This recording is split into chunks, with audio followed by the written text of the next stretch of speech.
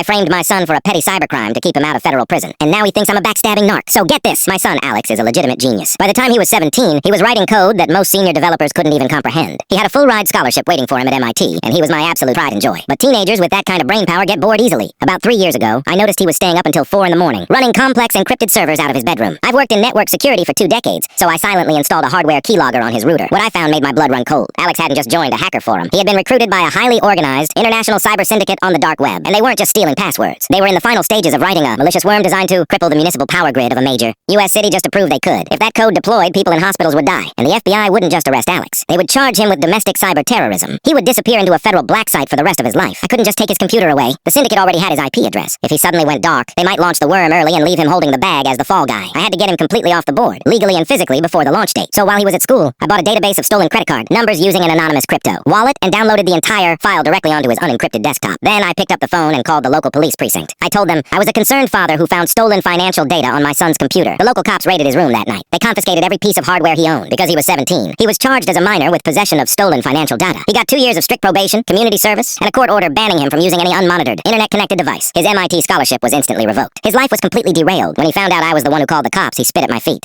He screamed that I was a jealous, pathetic boomer who couldn't stand seeing him be smarter than me. He moved out the day he turned 18 and currently works a miserable job repairing cell phone screens at a mall kiosk. He ignores all my texts. But here's the kicker. 5 months after his local arrest, the NSA and Homeland Security dropped the hammer on that dark web syndicate. It was national news. Every single one of those hackers was tracked down and federally indicted. They are all facing 40 to life in maximum security. Alex wasn't named in the indictment. Because his hardware was already sitting in a local police evidence locker, he was totally insulated from the federal investigation. He hates my guts. He tells everyone I sabotaged his brilliant future over harmless, petty data that he swears he didn't even download. I'll let him believe I'm a villain forever. I'd rather him fix cracked iPhones at the mall than spend the next 50 years staring at the concrete walls of a federal penitentiary.